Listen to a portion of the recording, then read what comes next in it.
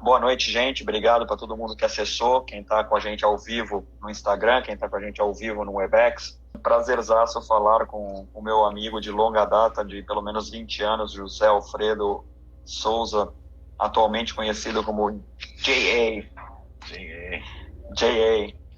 E, bom, para as pessoas que conhecem o José Alfredo, eu não preciso apresentar, mas como tem muita gente aqui que não conhece, eu vou começar com a apresentação dos dois lados, tá? Então, para quem não conhece o canal Salesin, é um portal que compartilha conteúdos gratuitos, principalmente focado para inovação em pequenas e médias empresas, principalmente nesse momento agora de pandemia, onde você tem aí uma série de inovações acontecendo, muitas empresas se reinventando. É muito importante acontecer essa colaboração entre as empresas e que a gente possa trazer informações, que a gente possa trazer conhecimento para essas pessoas que nunca tiveram aonde beber essa fonte, que elas possam também inovar, que elas possam também ser cada vez mais competitivas. Bom, fazendo uma apresentação mais formal do JA, para quem conhece, para quem não conhece, né?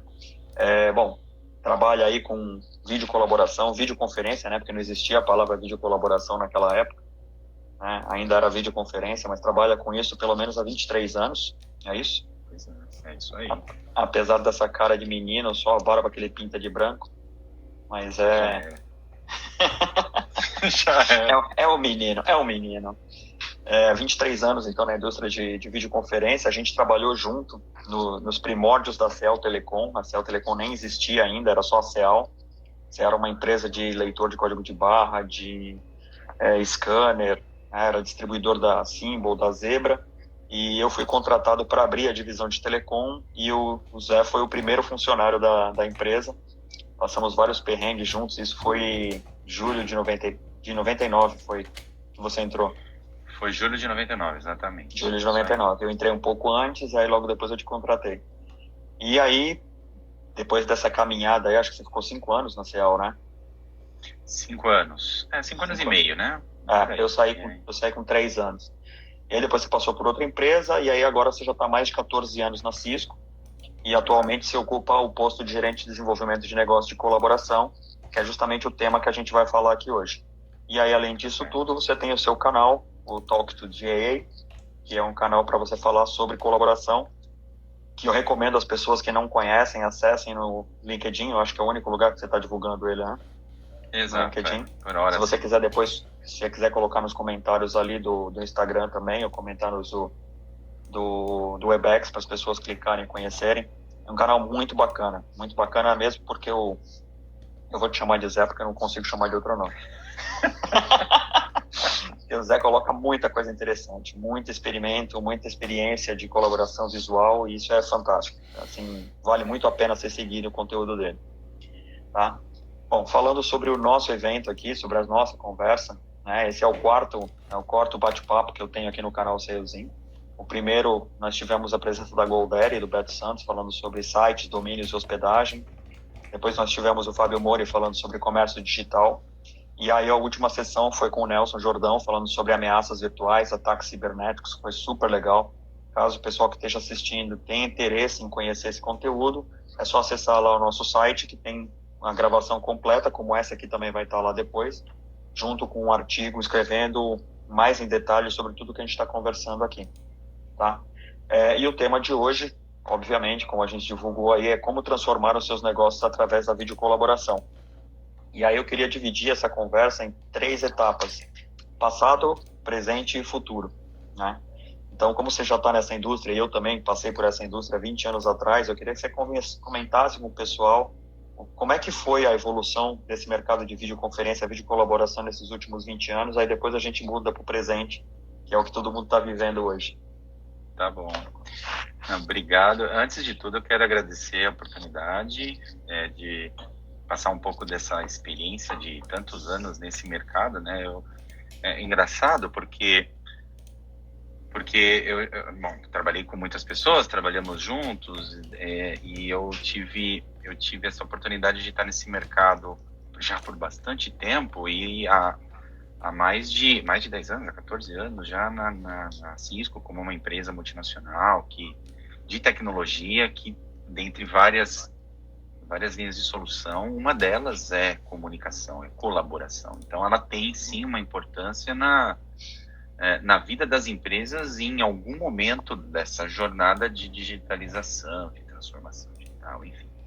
Mas indo para a tua pergunta, né, e de fazendo essa divisão em antes, durante e depois, vamos chamar assim, né, e o que vem para frente. Acho que eu tive, e até escrevi isso num artigo no LinkedIn, né, agora estou tentando virar escritor de LinkedIn, que eu gosto, é bacana, acho que é uma boa oportunidade de falar um pouco da sua experiência, e eu coloquei um artigo falando justamente, e eu coloquei um artigo justamente sobre essa evolução da videocolaboração, né? Então, por que eu comecei a trabalhar com isso, a ver isso, a experimentar esse tipo de coisa? E depois de tantos anos, ver essa jornada acontecendo não só para mim, como para comunicação interna na família, e também falar entre empresas, né? Então, no começo era tudo muito difícil, porque obviamente, né, o Brasil saindo da reserva de mercado, abrindo a economia, era uma tecnologia muito fora da realidade de muitas empresas, de muitas pessoas. Caríssima. Que era caríssima, mas que algumas pessoas puderam ver o potencial disso no mercado, de como isso poderia impactar na vida dessas empresas, das pessoas. Claro que quando começava muito caro, a gente via que não era todo tipo de empresa que começava a consumir esse tipo de solução. Acabava indo muito para um modelo de grandes empresas, multinacionais, porque universidades.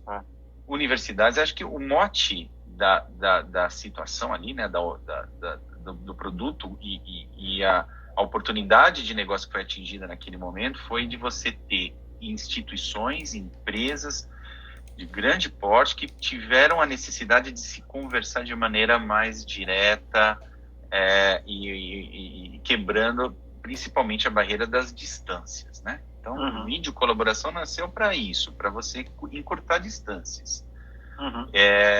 E aí eu tive a oportunidade de ver muitas dessas coisas. Eu comecei, né, e na minha mini dissertação, eu estava comentando que a primeira experiência que eu tive de videoconferência foi... Eu entrei foi no meu ensino, no curso técnico, no colegial técnico. Eu tinha lá os meus 15, 16 anos e teve uma apresentação, teve uma demonstração de uma empresa que tinha esse produto no Brasil, estava trazendo essa tecnologia para o Brasil e mostrando, puxa, que potencial que poderia ter de comunicação para que as empresas pudessem tocar o business dela, a vida dela, né? E depois eu tive, não sei se a sorte, né? Acho que foi uma ironia do destino, eu pude trabalhar nessa mesma empresa. Então, foi a Gap, eu tive, né, ali, que foi a Gap, que foi uma das pioneiras nesse mercado. A gente tinha uma outra concorrente, né, chamada Siemens, que por acaso o senhor estava naquela oportunidade, estava lá. Eu estava lá. E aí a gente foi começando a entender que ele fazia sentido, sim, para uma categoria de empresas, a princípio, muito de altíssimo porte, obviamente com acesso a uma tecnologia de comunicação, de conexão entre países e empresas naquele momento, né, diferente. Não era toda a empresa que podia ter um acesso de banda larga. Quanto mais internet, a gente nem tinha isso, né? Nossa, conexões dedicadas, caríssimas. Uma conexão para fazer videoconferência era preço de um carro, né? As empresas tinham que pagar o valor. Era preço de um carro. Exato. Pois é. Agora, o que acabou acontecendo, o que foi legal, é que, com o passar do tempo, assim como ocorre com todos os produtos que a gente vê de tecnologia no mercado, né, e depende de ser vídeo, colaboração ou não, mas a gente acabou vendo o processo de miniaturização de arquitetura, de hardware, né, que é obviamente para fazer vídeo. Não é? O celular hoje ele é um computador, então a gente consegue ter esse tipo de interação hoje na palma da mão, mas não muito tempo atrás a gente precisava de hardware específico, software específico para rodar isso. E com o passar do tempo, a gente foi tendo uma evolução, e essa evolução foi caminhando muito rapidamente. Lá por volta quando a gente já estava começando ali a trabalhar já juntos na CEAL e desenvolver no mercado, a gente já viu que isso estava acontecendo muito rápido. Sim. E que fez com que, de certa forma, o uso de vídeo colaboração ela se estendeu para outros tipos de empresas. Então, ele saiu Sim. das grandes e foi começando a caminhar para um cenário um pouco mais massivo de tecnologia. Sim. Então, isso aconteceu muito rápido, cara. Eu tenho algumas passagens que ficaram muito marcadas na minha vida, que você participou também, né? E assim, hoje muita gente fala de cirurgia à distância, por exemplo, né? De telemedicina. Você fazer uma cirurgia com o médico num país e o paciente em outra. Você lembra das demonstrações que a gente fez no Einstein, a gente fez no Instituto do Coração? A gente chegou a fazer uma transmissão de uma cirurgia de joelho, uma artroscopia, ali perto da Rebouças, eu não lembro que hospital que era. E o pessoal ficou abismado que tinha um médico fazendo uma cirurgia a quilômetros de distância e todo mundo num centro de convenções assistindo. E eu e o Zé por trás ali torcendo para a conexão não cair. Pois é, foi desafio, mas esse é o ponto, né? A gente está trazendo outros tipos de experiência que, de novo, para a gente hoje em dia é muito natural, os nossos filhos já nascem com isso, mas a tecnologia ela foi se moldando, né? E teve uma evolução importante para que isso tudo hoje pudesse acontecer. Então a gente passou nessas experiências legais de grandes casos de uso, né? De telemedicina, de teleaula, né? Eu tive o ensino à distância como um todo, tem um que está bem importante hoje no Brasil, né? Que toda hora que você vê o noticiário você acaba vendo, que são as teleaudiências ou as deliberações entre juízes. A gente chegou a fazer demonstração há 20 anos atrás sobre isso também. Não, e eu fiz uma vez, eu não sei onde eu estava trabalhando, mas enfim, eu lembro uma vez que a gente estava falando sobre teleaudiência, e uma das necessidades, e que hoje em dia também é super tranquilo, é de você ter essas audiências entre réu e juiz, sendo que o réu não se deslocaria até onde está o juiz, né? Eu moro aqui em São Paulo, do lado do Fórum Trabalhista, do Fórum Criminal. Então, aqui tem uma rotatividade de processos, né? E com a pandemia, de verdade, isso deixou, né, esse fluxo de leva a gente, tira do presídio, traz para cá. Faz audiência, que às vezes demora 5 minutos e volta. Sim. Isso acabou, mas não necessariamente os processos de comunicação deixaram de existir, porque a gente conseguiu colocar no baseline algo que comunicação por vídeo pudesse resolver esse tipo de negócio. Então, assim, de verdade, o que traz de benefício é que, independente do porte e da evolução, o que resolve a comunicação de fato é quando você tem o olho por olho, você está identificando essas nuances de comunicação que, de verdade, não é no telefone nem numa mensageria que você consegue resolver. Exato. A questão da confiança, quando você olha no olho de quem você está falando, é completamente diferente. A gente vai falar um pouco mais sobre isso aqui também. Mas um outro episódio que eu queria contar sobre o passado e que mudou drasticamente a adoção da videoconferência na época no mundo inteiro foi o atentado de 11 de setembro nos Estados Unidos, em Nova York. Na época, a gente começando com o negócio de videoconferência na CEAL. E aí o atentado foi um absurdo, né? E na época eu lembro que eu lancei a pauta, meu irmão que está assistindo aqui ajudou até a divulgar a pauta, né?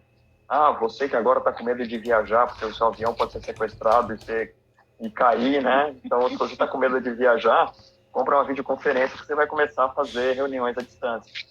E isso virou um mote fantástico. Eu dei entrevista para todos os canais de televisão na época, saí em tudo que foi jornal, e as vendas dispararam. E até hoje eu até brinco, porque hoje quando você assiste qualquer matéria na televisão e perguntam ou falam assim, não, porque as vendas subiram 30%, eu inventei isso há muito tempo atrás, quando a imprensa vinha e falava, nossa, mas as suas vendas subiram quanto? Eu falava, 30%. Porque 20 é pouco e 40 é muito. Então eu chutava 30%. E até hoje, cara, você vê um monte de matéria de televisão. Não, porque com a pandemia as vendas desse canal subiram 30%. Um baita chute. Isso sabe foi um negócio fantástico, né?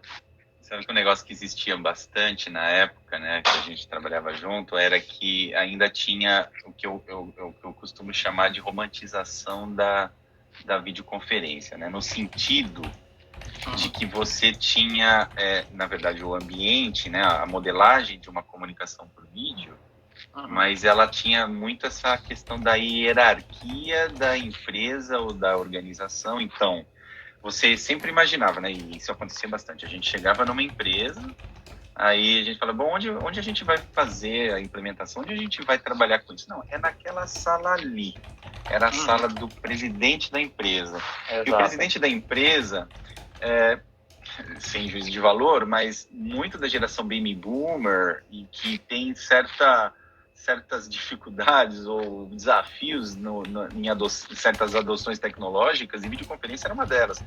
A gente trabalhava em sistemas com, sei lá, 40 botões, né? Então você imagina você ter um executivo. Nossa, o controle era bizarro, cara. Bizarro, para você operar, às vezes fazer uma coisa simples, que é digitar um número e chamar alguém. Né? E esse número era o número IP, né? Esse número era o número IP. Então...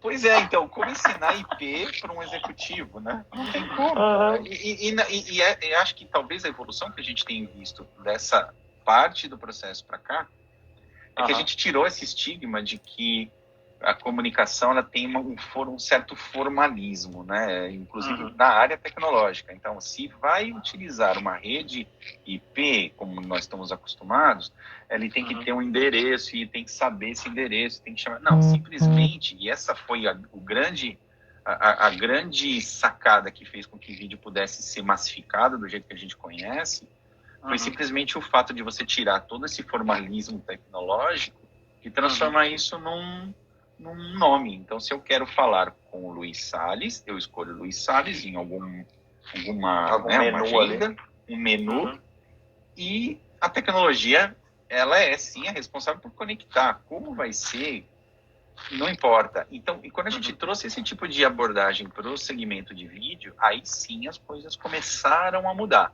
A massificação, os novos modelos de negócio que puderam ser abraçados por comunicação visual, aí a coisa começou a crescer de uma maneira assim absurdamente, né?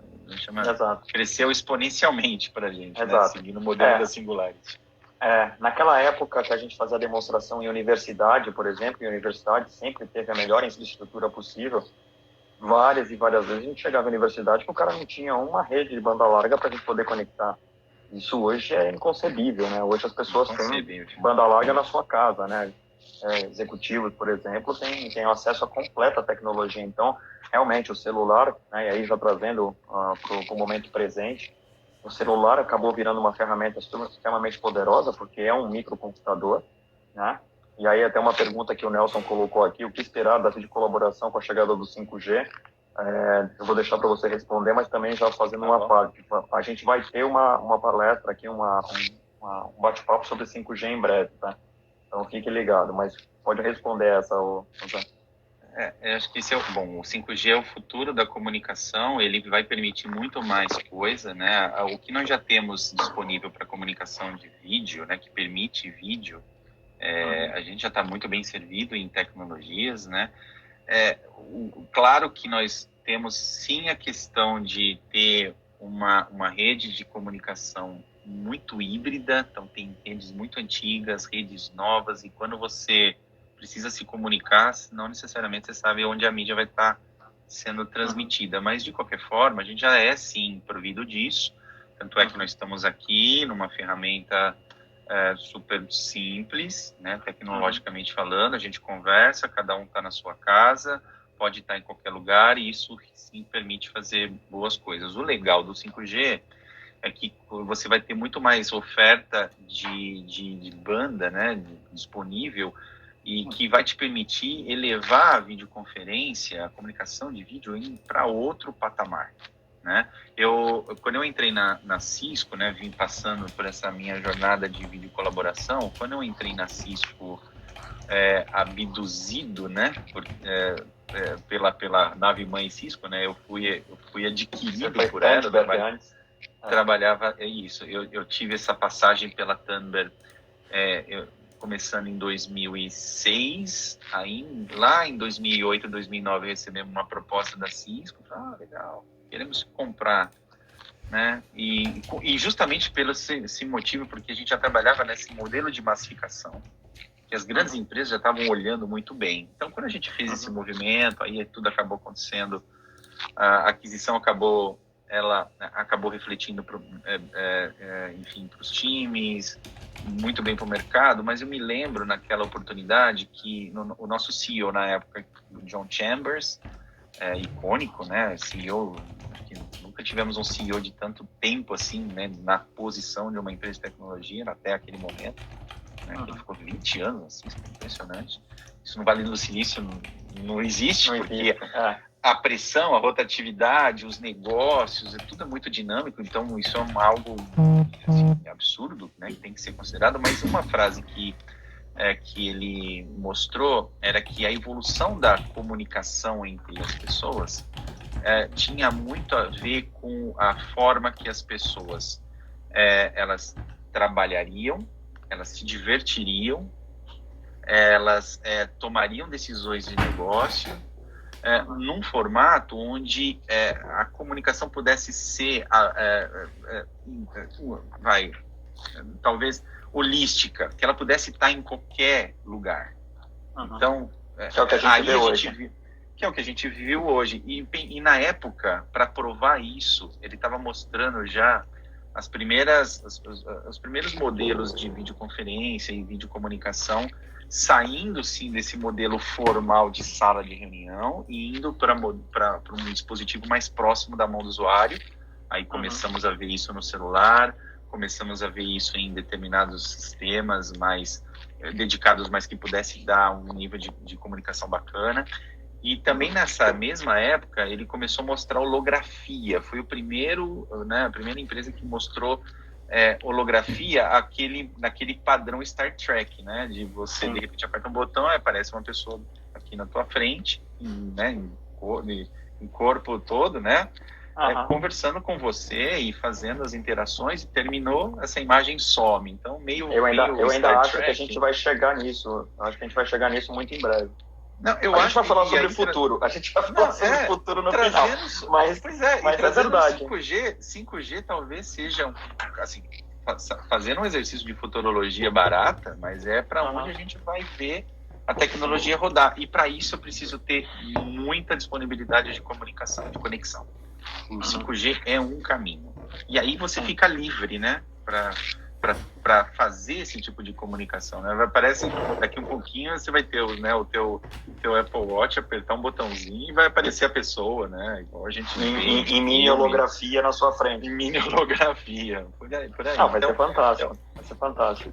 Então a gente está num momento muito bom de evolução e a tendência é melhorar esse tipo de coisa, né? Só que e aí o que faz para mim é importante, né? E essa é a mensagem que eu levo para em todas as conversas que a gente faz, com todas as nossas revendas, todos os nossos clientes que falam com a gente, que é basicamente o seguinte: essa tecnologia, ela é, do jeito que ela está hoje, ela resolve muitos problemas de negócio, muitos, né? Desde os mais complexos até os de comunicação simplificada para tomar determinadas ações que, para as empresas, independente do porte que ela esteja hoje, né, ela pode ser, hoje ela é pequena, ela pode ser grande, ela pode estar transformando, mas independente disso, essa comunicação ela tem que ser de fato transparente e ela tem que dar a agilidade na tomada de decisão das empresas. Isso que para mim é o mais importante. Independente de plataformas, a gente sabe que tem um monte, a Cisco tem a dela, assim como eu vi uma evolução de várias outras, o que é bacana. Agora, o importante é assim, qual é o o objetivo de negócio que tem que ser levado em consideração. A plataforma é só meio, ela não é fim. É, né? Só o meio, exato, ela é só o meio. Mas esse meio tem que ter certos pré-requisitos para que a sua tomada de decisão seja uma tomada de decisão baseada, de novo, nos preceitos que o negócio precisa naquele momento. Então, que é o que a gente...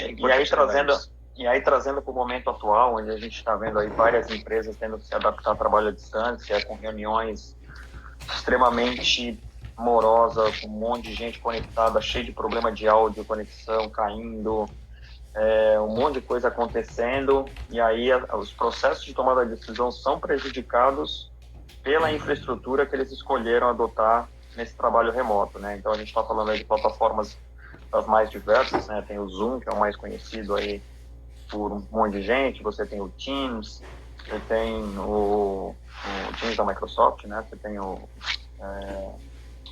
qual mais aqui? Tem Webex, aquele lá, o Webex, né? Tem o Webex, né? Obviamente. E aí, o que acontece? Eu queria que você pudesse comentar, porque esse é um ponto alto aí que muita gente me perguntou, sobre riscos oferecidos por essas plataformas. Né? O Zoom acabou bombando no momento, porque todo mundo só falava de Zoom. Acabou virando até uma bombril da vídeo colaboração. E depois, do dia para a noite, ele deixou de ser usado por causa que existia aí uma ameaça de vazamento de informação, riscos aos seus dados. Queria que você comentasse um pouco o que aconteceu e dessas plataformas que eu citei, como é que isso se encaixa no dia a dia das pessoas. Tá bom. Acho que primeiro a gente tem que separar o que é o lado consumer do lado empresa, tá? Independente do tamanho da empresa. Acho que no Brasil, não ia falar só Brasil, mas isso é um comportamento muito América Latina, né? Do latino em si, de adaptar modelos de consumo pessoal para o lado profissional, até para que a gente consiga ter uma certa validade de valor percebido, né? Pelo usuário e pela empresa e tudo mais. Então a gente tem isso acontece bastante. Quando estourou a pandemia, né, lá em março, né, a gente teve sim uma oferta de muitas soluções no mercado, essas que a gente comenta que está no nosso baseline, o Webex é uma, a Cisco, Microsoft, Zoom, enfim, que são as que têm mais visibilidade por virem através de grandes companhias que têm um desenvolvimento de solução de longa data. Mas a gente também viu uma explosão de novas aplicações acontecendo no mercado. A própria Zoom é um fruto disso, né? Então, o que acaba acontecendo é que a gente vê certos desenvolvimentos de solução de vídeo que estão muito mais próximos do lado consumer do que do lado empresarial. E a gente tem que fazer um pouco dessa separação, né? Porque o que a gente lida com o lado consumer não necessariamente ele valida o lado da empresa e vice-versa, né? Então, tanto pelo lado de performance quanto pelo lado de segurança. Então, o performance, eu acho que performance ele é uma coisa muito mais holística nesses dois lados, né? Porque a tecnologia ela pode abraçar tanto um lado quanto o outro e obviamente a performance ela varia muito em relação à própria disponibilidade de comunicação, hardwares cada vez mais novos, atualizados. Então acho que isso não é nem tão preponderante, né? O que preocupa as empresas, o que me preocupa, e essa é a minha pauta de quase todo dia aqui na Cisco, é falar sobre o lado da segurança.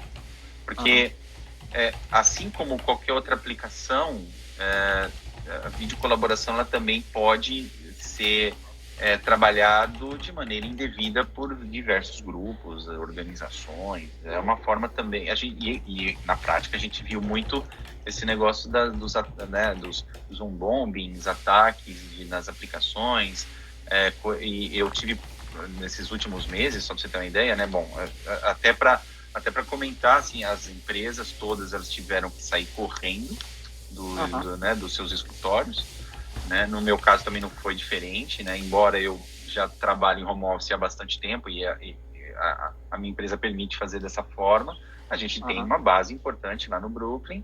Essa empresa está fechada sem perspectiva de abertura. Então, Pelo isso menos 6 significa meses. pelo menos 6 meses. E isso significa também, na prática, que só olhando o meu ponto de vista, eu tenho que adaptar também o meu modelo de utilização e de comunicação, tendo em vista de que eu aqui em casa, eu sou uma ponta de conexão da minha empresa, e eu também, se eu sou sujeito a determinados ataques locais, eu posso carregar esse tipo de ataque para dentro da infraestrutura da minha empresa. Sim. E por razões, né, que a gente viu bastante, né, acontecer nos últimos meses, as aplicações de vídeo foram esse caminho natural para os novos ataques. Então, os hackers, os malwares que foram criados recentemente, né, eles tiveram, na verdade, uma migração. Tudo que era criado, era desenvolvido para atacar uma empresa, era justamente para entrar no core dela pelo centro. Né? E aí se fala muita coisa de firewalls e acessos, anti-malwares e todas as situações de segurança. Agora, esse foi o tema da nossa última, que o Nelson tá assistindo, inclusive. Aí. Pois é, e olha que legal, porque vídeo colaboração, ele também virou uma porta de entrada. Né? Então, eu gosto usar muito... esse tipo de prerrogativa para fazer isso. Eu gosto muito de trazer eu gosto muito de trazer o exemplo do mundo digital para o mundo físico. Então, imagina que você tem hoje uma escola, você tem a sua empresa e você tem um funcionário seu conectado via videoconferência. Então, da mesma maneira que hoje você tranca a sua empresa, você passa a chave, você liga alarme, não sei o quê, na hora que você sai para evitar que o ladrão entre na sua empresa e roube as coisas, quando você monta estruturas de videoconferência espalhadas, né, estruturas como um Zoom da vida, e eu estou usando aqui na minha casa, essa porta aqui atrás de mim é a porta da empresa. Então, se eu deixar essa porta destrancada e um ladrão entrar aqui, ele entra diretamente dentro da sua empresa. Então, a questão de segurança, que o Nelson abordou bastante aí na nossa última conversa que você está trazendo aqui, ela é extremamente válida. E aí, para as empresas, principalmente as pequenas e médias que estão adotando tecnologias de vídeo colaboração, aí falou de Google Meet, a gente falou de Zoom, falou de Microsoft Teams e do Webex, eu queria que você pudesse explicar um pouco melhor do que eles podem fazer para se precaver nesse caso.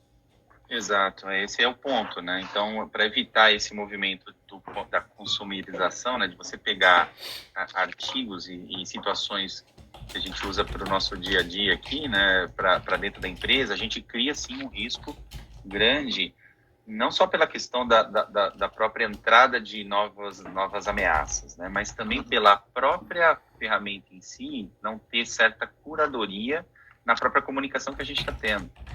Porque, de novo, se comunicar é importante, né, para as empresas, para elas tomarem certas decisões de negócio por videoconferência, por videocolaboração, ela não pode ser diferente também. A análise tem que ser boa. Então, se eu tiver um contrato muito importante para fechar com você, considerando o movimento natural, a gente se encontraria num lugar, respeitadas todas a confidencialidade que o momento precisa, para a gente trocar as nossas informações, selar o nosso acordo e fazer a nossa estratégia, enfim, o que a gente assinou acontecer. Na videocolaboração, embora a gente tenha a questão da distância, mas o processo de segurança do próprio fluxo de informação ela também tem que ser levado em consideração. Então, de verdade, a gente fica bastante preocupado pelo fato de várias empresas, e não estou falando pelo fato de ser, de novo, independente do porte que ela está hoje, de elas trocarem informações que são muito sensíveis à própria vida dela, né? Então, se são vice-presidentes conversando, trocando informações, planilhas de custo, por exemplo, no WhatsApp, a preocupação nossa é que isso tem uma possibilidade de vazar, que seja pela própria ferramenta em si, por erro humano, e isso também as ferramentas têm que ajudar o usuário a evitar que esse tipo de comportamento ocorra. Então, as empresas de tecnologia que estão olhando colaboração, Cisco e todas essas outras que a gente vê no mercado, elas têm esse lado também da preocupação de segurança sobre o aspecto do que está acontecendo dentro da comunicação visual. Então, se nós estamos conversando aqui, tomando uma decisão crítica para a gente, que vai determinar um novo produto, uma nova solução, essa comunicação ela tem que estar totalmente criptografada, ela tem que ter todo o nível de curadoria e compliance que as empresas, tanto a minha quanto a sua, exigem. E as ferramentas de colaboração, elas têm essa que nós chamamos de ferramentas empresariais, né, corporativas, vamos chamar assim, elas têm essa visão de você ter, de trazer esse nível de preocupação para dentro do processo de colaboração, de comunicação visual, para que nada que esteja aqui saia de maneira indevida, seja acessado por alguém não autorizado, que possa tomar proveito dessa informação. Então, tudo que é criado é feito dessa forma, e para a gente é a preocupação do momento. A gente tem aqui uma situação extremamente interessante para poder usar como exemplo. A gente está fazendo essa transmissão ao mesmo tempo no Webex e no Instagram. Tá? Vamos supor que isso aqui fosse uma reunião de negócios, né? Uma reunião importante, que a gente estivesse fechando um negócio milionário que pode custar o sucesso de uma empresa, o fracasso dela. O que eu estou falando aqui via Instagram, ele está aberto a qualquer pessoa que queira entrar e pode acessar e pode ver o que a gente está falando. Uma plataforma aberta. A gravação desse conteúdo também pode ser acessada por qualquer pessoa. Já o Webex, tanto é que algumas pessoas não conseguiram entrar porque pede a instalação de um plugin, né? Antes de você entrar, pede o seu usuário, sua senha, seu e-mail. São barreiras de segurança que fazem com que as pessoas que estão nessa negociação estejam protegidas. Então, essa informação que a gente está trafegando aqui nesse bate-papo no Webex não vão vazar, né? Por causa que existe uma curadoria, né? Existem algumas... Então, e isso que a gente viu acontecer, né? Esse tipo de comportamento indevido de aplicações de vídeo, que a gente viu acontecer principalmente no começo da pandemia. Independente de dar nomes, enfim, mas acho que o fato que é relevante nesse momento é o seguinte: quando estamos conversando entre amigos e família, onde a pauta é aberta e não existe, obviamente que podem existir assuntos, mas o ponto é que a amistosidade da conversa te faz ir para um movimento mais de uma conversa relaxada, mais tranquila. Não necessariamente isso vai acontecer dentro da empresa, onde informações, dados, decisões são trafegadas lá dentro. Então, quando a gente faz isso, a gente tem que pensar nesses níveis de segurança, e é onde a gente, eu na Cisco, enfim, e todo o mercado de vídeo colaboração, que tem essa preocupação, alerta o mercado. Então, assim, olha, independente de onde você está agora, se você é pequeno, se é grande, se é uma grande corporação, mas se você precisa tomar decisões importantes, transacionar informações que são críticas, considerar sim ferramentas e soluções que façam esse tipo de processo com curadoria, com compliance, para que tudo isso seja que as decisões de negócio possam ocorrer de maneira tranquila também, porque é difícil você ter executivos que precisam tomar decisões, ainda mais no lado remoto. A gente sabe disso, o contato pessoal é importante, a gente sabe disso, a gente está num momento excepcional, mas a gente sabe que isso vai passar em algum momento, mas isso não significa que o fato da distância que hoje a gente tem que ter aliado a uma solução de videocolaboração não possa carregar os mesmos níveis de segurança que a empresa precisa levar. Então, tudo que a gente faz na Cisco, tudo que outros fabricantes pensam também é nesse sentido, em ajudar as empresas a tomar o seu rumo de negócio usando colaboração segura. Isso é o nosso lema. Legal. E trazendo isso para o momento atual da pandemia, onde as empresas, escolas principalmente, academias, todo mundo teve que tomar uma decisão às pressas e saiu adotando a primeira tecnologia. Obviamente, todas elas estão correndo riscos, mas também estão perdendo oportunidades, né? Porque essas ferramentas, elas são, queira ou não, elas têm uma série de outros benefícios que eles poderiam ser utilizados, né? Você poderia falar, por exemplo, no caso da Webex, você conhece melhor que tipo de ferramentas hoje um Webex forneceria que hoje uma ferramenta gratuita não forneceria, além da segurança? Além da segurança. Bom, acho que o mais importante é você ter, sim, a garantia de que tudo que você está falando, ele vai estar dentro de um ambiente seguro, né? Isso significa também ter um respaldo de uma plataforma que possa dar todo esse embasamento de segurança, né? Então, de novo, né, não trazendo nomes, mas a gente sabe que tem aplicações onde você está conversando com as pessoas e não necessariamente a gente sabe onde a mídia está sendo trafegada. a gente tem visto muita discussão sobre onde o tráfego está sendo transacionado, por onde ele passa e por onde, e inclusive onde ele é gravado, né? Uhum.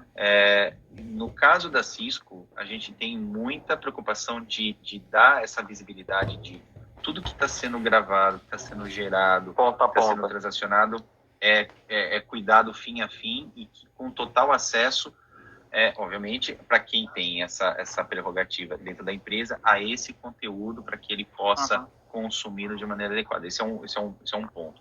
Tem certas ramos de atividade que a gente sabe que não vai ter esse nível de sofisticação, pelo menos no primeiro momento. Você estava comentando de, sei lá, personal trainer, que durante a pandemia ele deixou de dar sua aula presencial e foi para uma solução de vídeo. Bacana, legal, ele continua fazendo isso, mas a gente sabe que em algum momento ele pode estar voltando para o presencial e tudo mais.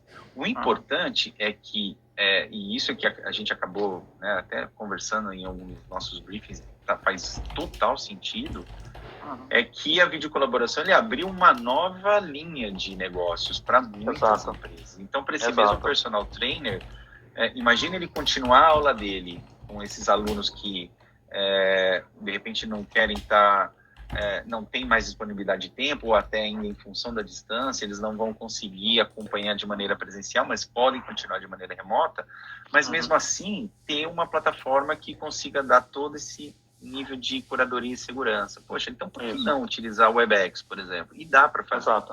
Factível. Então, isso é só para elucidar um caso aí.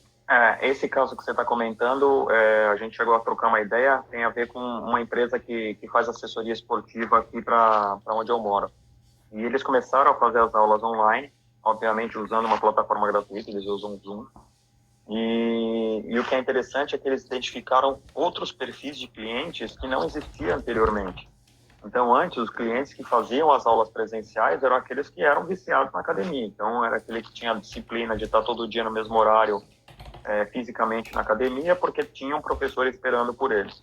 A partir do momento que começaram a ser feitas as aulas virtuais, pessoas que tinham vergonha ou tinham disponibilidade de tempo para poder ir na academia começaram a fazer aula. E aí, que ele estava comentando comigo, o Vinícius, que deve estar assistindo a gente aqui, ele falou, eu vou voltar às aulas presenciais na hora que acabar a pandemia, mas eu não posso suspender as aulas de vídeo, porque eu vou perder uma série de alunos que agora se acostumaram com esse modelo de negócio. Então, esse exemplo da Qualis, né, esse case, eu acho super interessante porque ele se aplica a vários outros segmentos, inúmeros outros segmentos. Eu vou te dar um outro exemplo que aconteceu assim de maneira muito acelerada durante a pandemia e que hoje faz total sentido em vários segmentos de mercado.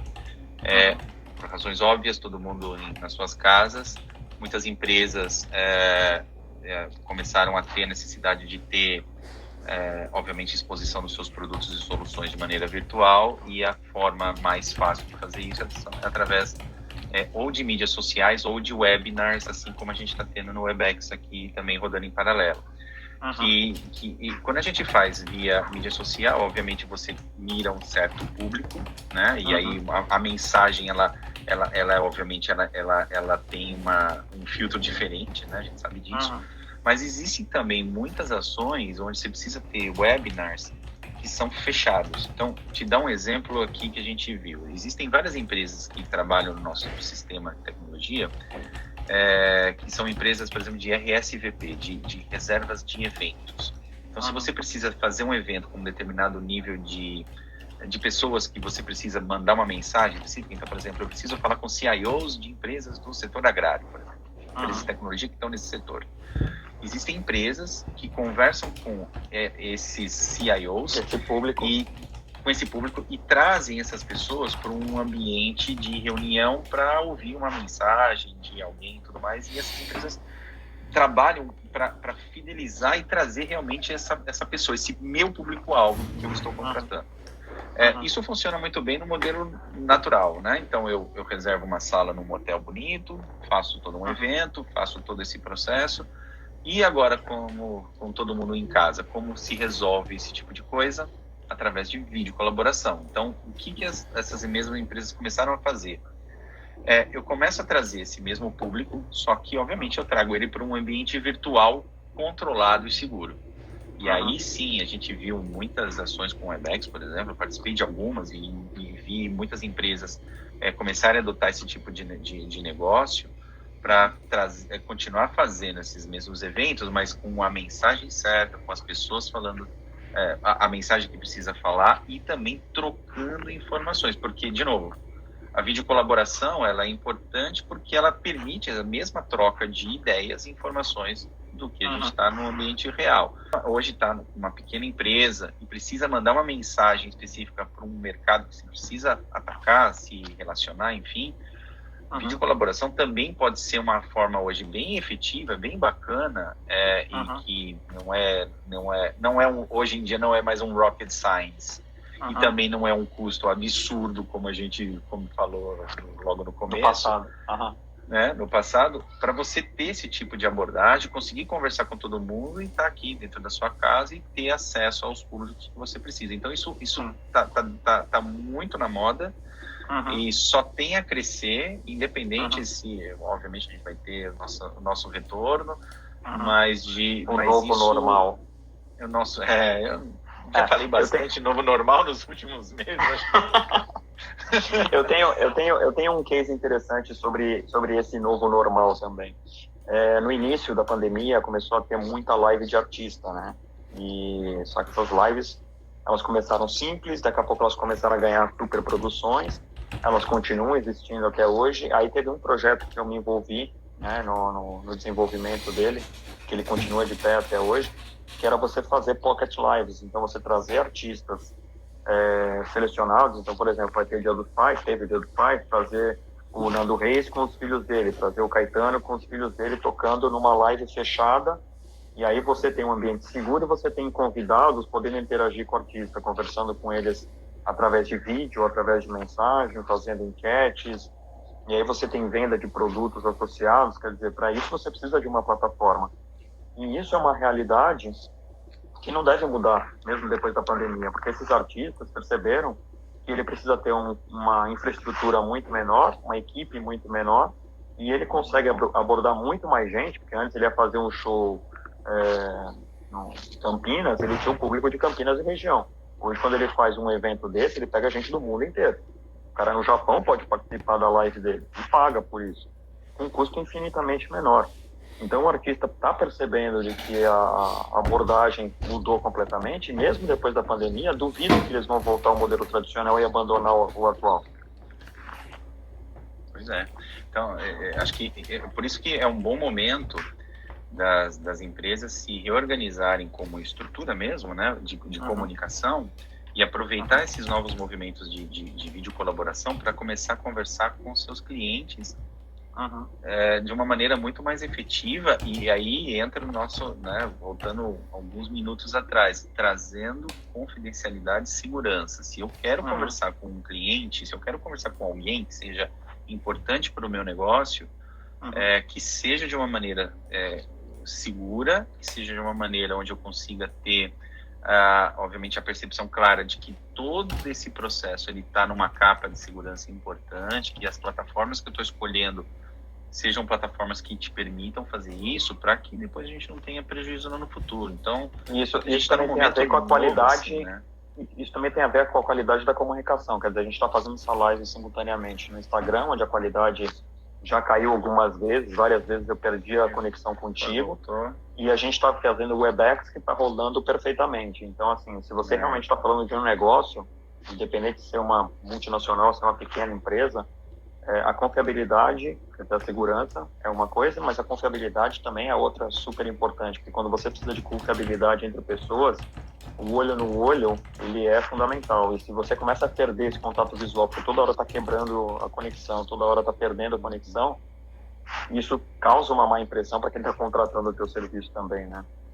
Pois é. Mas acho que o conceito de videocolaboração já passou por vários estágios, né? A gente já passou o conceito de qualidade absoluta, que a gente viu muito na década de 90 e nos anos 2000, por incrível que possa parecer, né, dadas as condições que a gente tinha de comunicação no momento. ela já passou agora teve uma segunda fase, uma fase totalmente inversa disso, que é o que a gente chama de good enough, quer dizer, tá bom, tô te vendo, você tá me vendo, tá me ouvindo? Ok. Mas agora, com a massificação disso e da ferramenta de vídeo como algo que é preponderante para eu continuar tendo o meu business rodando, eu volto para essa nova escala de qualidade, sim, aliado a todos esses pré-requisitos de segurança. E, de novo, nessa escala de retomada, não é toda a aplicação, não é toda a plataforma que consegue dar. Desculpa te cortar. De volta para falar sobre o futuro. Falar sobre o futuro da videoconferência e falar sobre o futuro da videocolaboração. Quer dizer, a gente tem visto aí as aplicações que foram feitas, com perdão a palavra, nas coxas, né? Muitos negócios se reinventaram por conta da pandemia, mas tem muitos negócios ainda que podem surgir a partir do entendimento do potencial da videocolaboração, né? E aí, citando alguns deles, o ensino, né? As escolas. As escolas, elas tiveram que migrar os seus alunos para casa, os professores tiveram que aprender a dar aula à distância, quer dizer, foi uma adaptação violenta, né? Tem professor que até hoje não consegue dar aula, mas a gente pensa que isso derruba uma fronteira, inclusive geográfica. Quer dizer, se seu filho hoje, no caso do meu filho, estuda alguns quilômetros daqui, e alguns quilômetros daqui ele está conseguindo fazer por vídeo, ele poderia estar estudando na Alemanha. Ele não precisava estar estudando aqui no Brasil. Né? Quer dizer, a única coisa que vai ter é uma barreira linguística, que uma criança consegue se adaptar muito bem. Então, assim, as universidades e os colégios do mundo inteiro já perceberam que a videocolaboração está vindo como um potencializador de aumentar a cobertura, o alcance deles. Você vê isso, você que está dentro da Cisco e está dentro desse ambiente, você vê esse movimento globalmente? Sim. E é um movimento sem retorno, assim, não tem é sem precedentes o que a gente está vendo, sabe? Não tem volta. O que a gente viu acontecer durante a pandemia é só um glimpse, né? Só um estalinho aí do que aconteceu. É um fator que traz tanto uma preocupação no geral, porque agora você está falando com processos, né? É diferente de você ter simplesmente uma comunicação. Aí tem processo, tem toda uma metodologia e uma das preocupações do mercado é como adaptar as metodologias dentro do conceito de videocolaboração e vice-versa, né? Como a colaboração também entra na metodologia. Então, as ferramentas que a gente vê funcionando hoje em dia, então, aqui, o exemplo de casa, o seu também é muito parecido, né? Aqui eu uso o Webex, então né, por razões óbvias. A minha esposa e a minha filha usam o Microsoft Teams, eles têm lá todas as contas da Microsoft, então a plataforma que eles usam. O meu menor usa o Google Classroom com o Google Meet incorporado, e cada uma tem uma metodologia, né? O importante disso tudo é simplesmente você olhar sobre a perspectiva da adoção tecnológica, esse é um primeiro ponto. Também olhar sobre a questão da própria metodologia em si, como é que você agrega a metodologia dentro dessas ferramentas.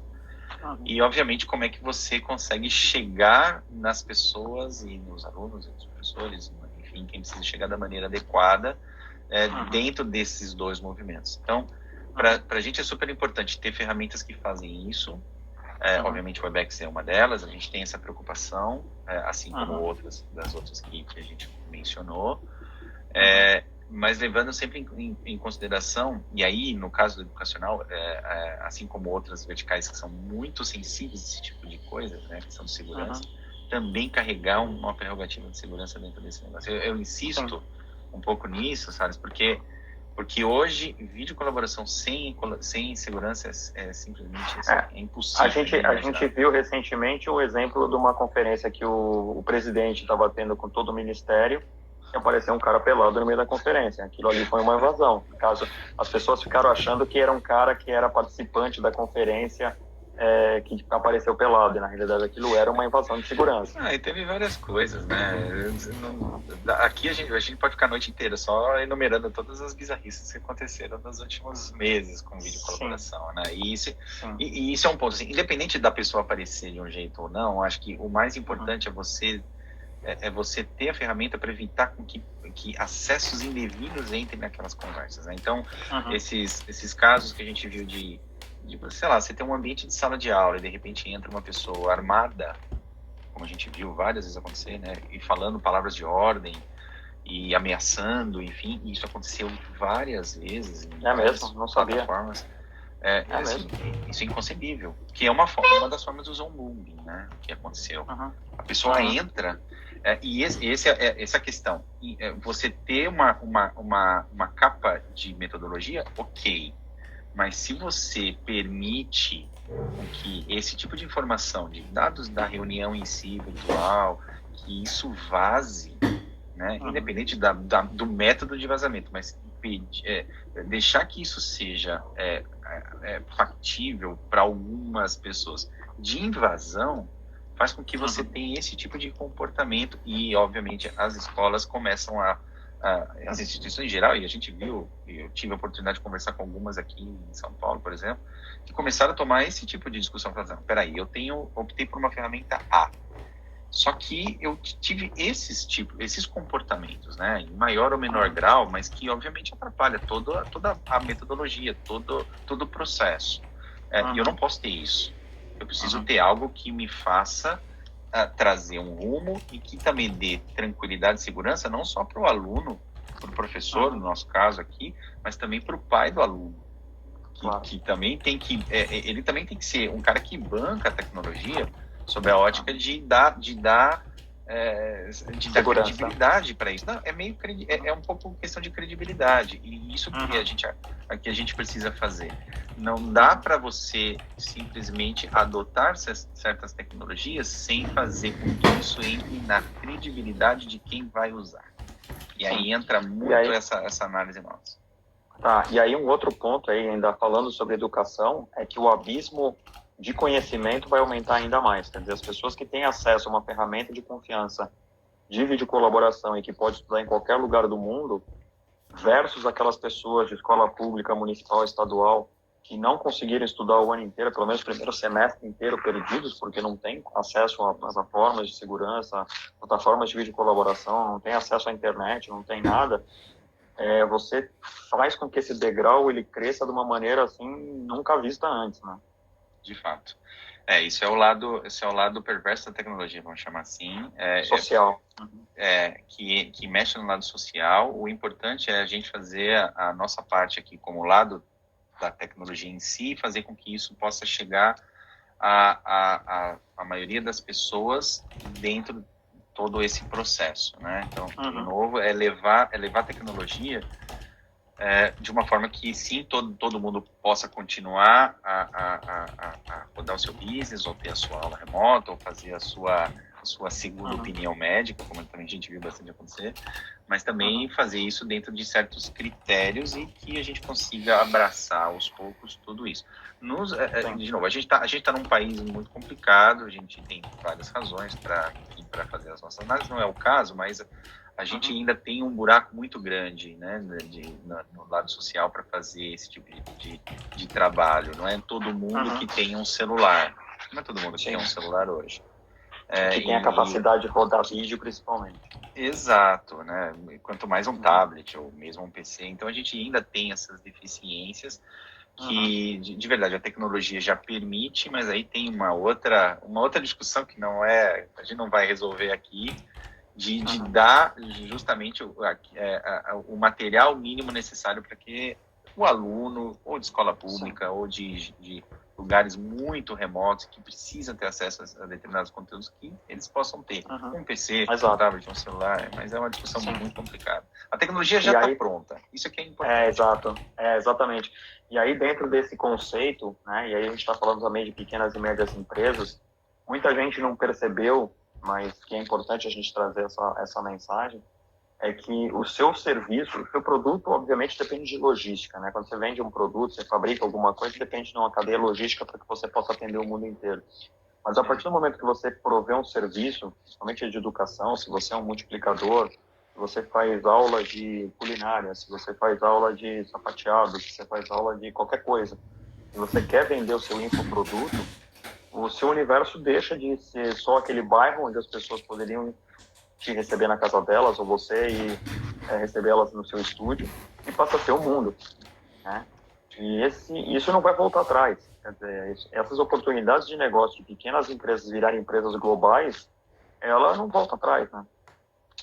Não volta. Quer ver um outro caso bacana, que já era impactado pelo lado de vídeo colaboração em algum momento, mas agora acelerou também de uma maneira absurda, que foi a questão de recrutamento e seleção, né? Chama de caça-talentos, né? Porque agora o talento que a empresa precisa naquele momento pode não necessariamente estar na sua cidade. Então, se você é uma pequena empresa e que está num movimento de transformação, você precisa de gente bacana, não necessariamente você precisa ter essa pessoa trabalhando na sua cidade. E com vídeo colaboração, você está em contato com essa pessoa. Obviamente, tem outros métodos de comunicação, mensageria, enfim, mas o fato de você continuar esse processo, buscando gente boa, trazendo ele para o teu convívio, que seja virtual, mas trazendo para o teu convívio, e independente de onde essa pessoa está, também é um processo disruptivo. Então, isso aconteceu com a minha esposa na empresa que ela trabalha. Eles estavam repondo uma vaga e os candidatos que ela estava analisando até então eram da cidade, porque tinha a questão. Com a pandemia, ela conseguiu abrir esse processo seletivo para o mundo inteiro e acabaram contratando um profissional de Florianópolis. Olha aí. Mas isso é inerente da nossa do nosso processo tecnológico, mas a tecnologia obviamente ajuda, né? Eu lembro na época da Thunder, só voltando um tempinho só para foi uma experiência que para mim foi bem legal, assim, né? Que foi, sabe, aquela constatação do óbvio, que você... eu já comecei a trabalhar na Thunder, que era uma dos players desse mercado, né? Antes de ser abduzida, como antes da nave-mãe da Cisco chegar, abduzia a minha nave. Mas ela tinha essa cultura já de trabalho remoto, por razões óbvias, e a comunicação era por vídeo, né? Então a gente já tinha esse costume. Então todo o meu time de desenvolvimento, na época eu estava na engenharia, esse meu time ficava na Noruega, porque era a matriz da empresa, ficava lá. E, cara, eu nunca fui para Noruega. Quando eu tive a oportunidade de ir, a nave-mãe me abduziu, né? Não precisa mais ir, mas tudo bem. Mas, independente disso, todo o time se reunia uma vez por ano. A gente tinha, né, pelo menos em alguma cidade do mundo, todo mundo se reunia, né? Nos famosíssimos kickoffs. E uma delas a gente fez foi em Las Vegas, e foi a primeira vez que eu fui para Las Vegas na época, né? E era 2007, né? Mas o legal para mim foi que quando eu cheguei, encontrei as pessoas ao vivo. Sabe quando você se apresenta assim, oi, eu sou fulano de tal? Eu não precisei fazer isso, porque eu já conhecia a pessoa. Então, de repente eu me toquei e todo mundo começou a ver esse tipo de comportamento, que todo mundo já se conhecia. Então, você já, né, tem outro contato. O interpessoal funciona. E a gente tem que levar isso, inclusive, para os nossos dias atuais. É importante a gente continuar esse tipo de situação, porque necessariamente na tomada de decisão de negócios, as pessoas trabalham em times, esses times estão dispersos, com determinados comportamentos humanos que a gente tem que respeitar as diferenças. Isso é óbvio, embora a gente ainda vê tantos casos absurdos, né, de preconceito, enfim, mas isso é tão óbvio. E a videocolaboração faz com que essas barreiras elas sejam quebradas logo de cara. E no final do dia, quando eu for conversar com um fulano de tal, que eu nunca conversei ao vivo, né, numa mesa de bar, sei lá quando a gente vai poder fazer isso, mas quando isso acontecer, vai ser de uma forma tão transparente, tão bacana. Ele já é íntimo. Que é íntimo. E isso é um valor, assim, absurdo que a gente traz. Exato. De valor. E eu tenho visto, assim, obviamente, sempre que surge uma nova tecnologia, dizem que a anterior vai morrer, né? Então, que o rádio ia morrer quando surgiu a TV e assim vai. E a videoconferência, né, a videocolaboração, quando ela surgiu, falaram, não, as reuniões presenciais vão acabar, porque não vai ter como, porque a redução de custo é fantástica, a produtividade aumenta, não sei o quê. E aí surgiram todos aqueles problemas de conexão, toda a infraestrutura que não cooperava, os próprios executivos boicotavam, porque eles queriam passear, né? Então, eu lembro que um dos nossos clientes era a 3M, e ele tinha um formulário que você tinha que preencher para você justificar suas viagens. Então, você tinha que mostrar ali por que você não ia usar a videoconferência e você queria viajar. Então, assim, essa cultura organizacional, ela foi um dos grandes matadores, né, que tentou enterrar a videocolaboração como uma solução. E hoje, com o advento aí da pandemia, né, com todos esses problemas que você não pode sair de casa, várias empresas decidiram usar a tecnologia porque não tinha outra alternativa. E aí o trabalho remoto, que muitas empresas, principalmente o RH, tinha medo, e o dono da empresa tinha medo, como é que eu vou controlar meus funcionários se eles não estão aqui, eu não estou vendo ele bater o cartão de ponto, o cara vai estar deitado no sofá e não vai estar produzindo. Hoje em dia eles observam justamente o contrário, quer dizer, a produtividade aumentou, porque ninguém mais perde tempo tomando cafezinho, perde tempo no trânsito, ninguém mais perde tempo fofocando no corredor, né, porque você está sozinho na sua casa, e você reduz o custo operacional gigantesco, porque você não tem mais o custo do aluguel, você não tem mais o custo do VR, do VT, quer dizer, muitas empresas decidiram, com o advento dessa tecnologia, a não voltar à estrutura que tinha antes e está feliz da vida. E falando sobre isso e voltando para um tema só de futurologia barata, né, vamos chamar assim, mas que está fazendo bastante sentido, que faz assim, totalmente alinhado com o que você disse. Acho que para as empresas optarem por usar a videocolaboração para esse tipo de comportamentos, inclusive corporativo, tem muito a ver não só a tecnologia em si, a tecnologia é só o meio.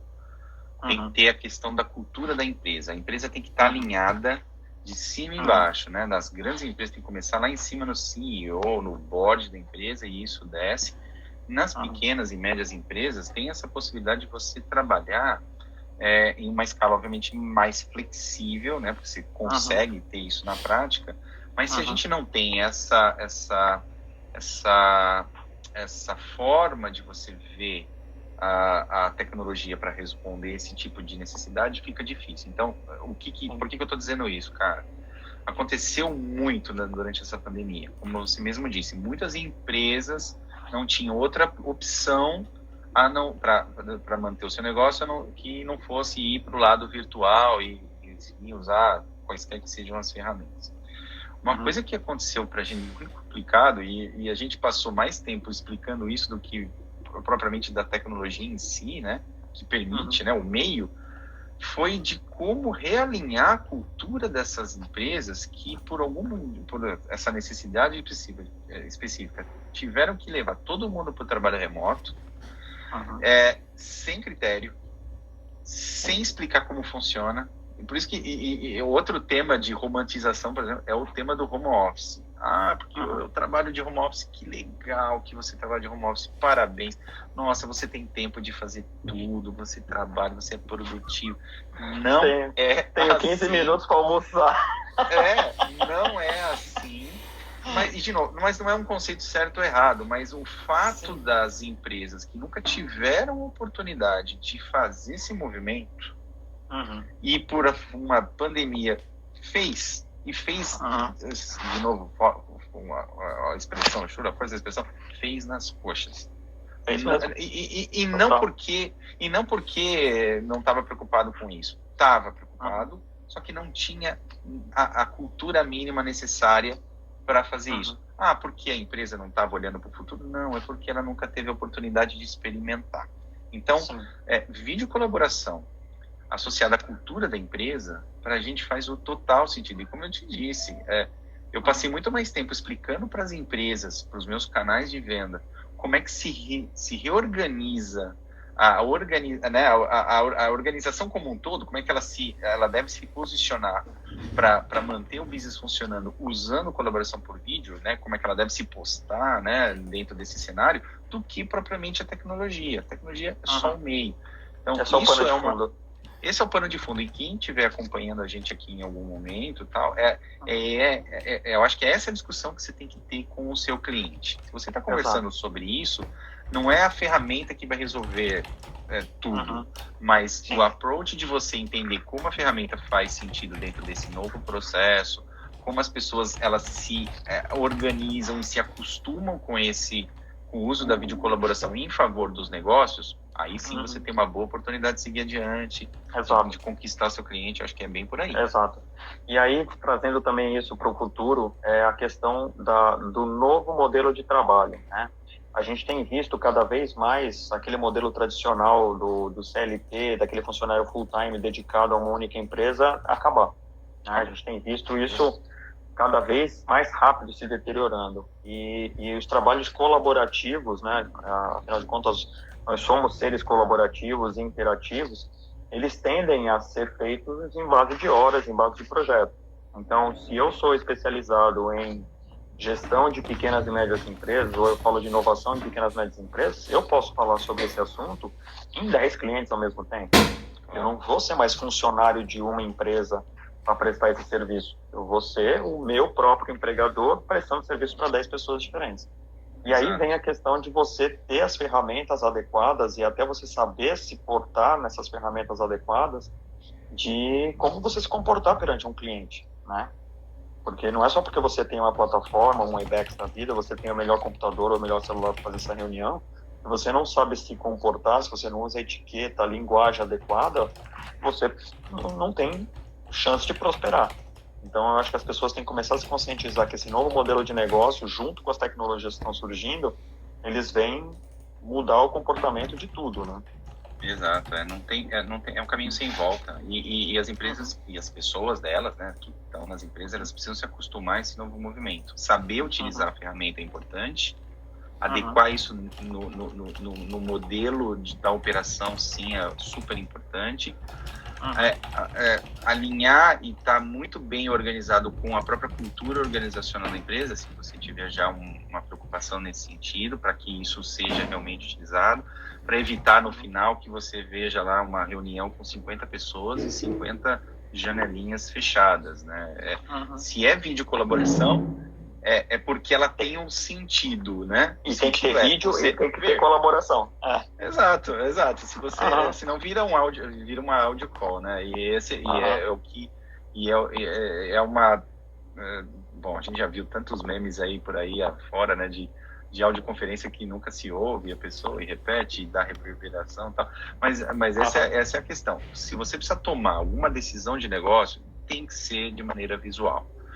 O virtual ajuda, e esse é o objetivo, a gente está acelerando processos. Na pandemia a gente vai acelerar e vai tomar decisão, mas no novo normal a gente sim vai ter esse modelo híbrido de seguir essas nossas interações com todas as nossas prerrogativas de segurança, né? Mas fazer essa conversação e no final tomar uma decisão importante que seja benéfico para quem está nessa discussão. Isso para mim é importante.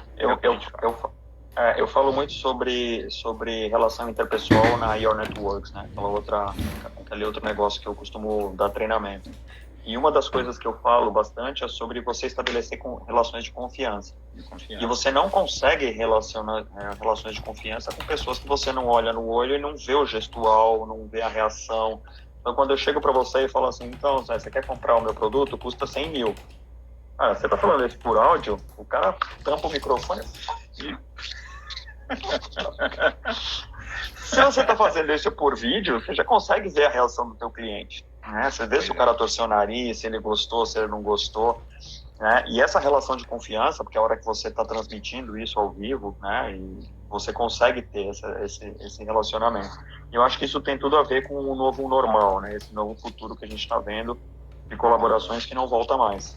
Não volta, de novo, é um caminho sem volta e é bacana. E aí vem aquela velha questão, né? O que faremos no futuro? Porque eu passei por todos os estágios, né? Eu vi a idade da pedra, vi tudo se desenvolver, tive a oportunidade, né? Eu chamo isso de oportunidade mesmo, de ver esse mercado se desenvolver aqui no Brasil, principalmente, que sempre fala, nossa, país de terceiro mundo, como é difícil, porque a gente nunca tem o que fazer, porque tem deficiências em vários aspectos, estruturais. Exato, e mesmo assim a gente viu a coisa acontecer, massificou, entrou no, agora ele virou baseline, né? Tá massificado, Virou a carne de vaca. A importância, virou carne de vaca, que fatiamos, que vamos fazer na frente? Então, isso foi uma conversa que a gente teve há algum tempo atrás, né? O Zé me perguntou, mas o que eu vou fazer daqui a 20 anos? Eu falei, mas você não tem que pensar em daqui a 20 anos, você tem que pensar daqui a 10, no máximo, porque eu usei o exemplo do meu filho, tá com 8 anos já fazendo aula com colaboração visual. Daqui a 10 ele tem 18, né? E a colaboração visual dele provavelmente vai ser através de avatar, de holografia, de óculos de realidade virtual, e para ele isso vai ser tão simples quanto sair na rua para brincar. Então, essa adaptação de costumes e de adoção de novas tecnologias, ela vai continuar existindo, né? A gente só precisa achar as aplicações corretas para que ela possa ser adotada, né? E é o que a gente faz aqui no mercado, né? A gente reestrutura, não sei se de maneira indireta, assim, mas olhando e conversando com o mercado, a gente entende como o vídeo colaboração ele vai entrando aos poucos em vários segmentos, em vários casos de uso, e vai sempre melhorando. Tem muito espaço ainda para melhorar, né? A brincadeira de o que nós vamos fazer, porque a gente viu crescer o uso de uma tecnologia. Agora a tecnologia ela já consegue abranger a diversos segmentos. Agora o que nós temos que fazer, e esse é o nosso novo futuro, né? O nosso novo o seguir adiante aqui não é normal, né? Não gosto, já falamos muito. Anormal. Normal. Mas é como eu resolvo os problemas de negócio dos clientes usando uma comunicação efetiva. Legal. É isso que a gente bate todo santo dia com os nossos parceiros, com os nossos clientes. Show de bola. Até vendo um monte de parceiro aí conectado, inclusive. Que bacana. Cara, adorei o papo. Melhor a gente parar por aqui, senão a gente vai ficar mais 3 horas aqui pendurado e ninguém tem tempo para isso. Chega. Tá bom. Eu quero te agradecer. Mas foi um papo muito bacana, cara. Muito esclarecedor. Eu tenho certeza que as pessoas que participaram adoraram. Muitos comentários que eu estou recebendo aqui via WhatsApp. Mas foi fantástico, cara. Muito obrigado pela sua participação, por compartilhar a tua experiência nesse tempo todo com a gente e falar com esse canal aqui. Eu que te agradeço, cara. Estou à disposição. Zé, muito obrigado. Obrigado a você. Agradeço um montão. E voltamos a falar. Valeu, pessoal. Valeu, pessoal. Obrigadão por participar.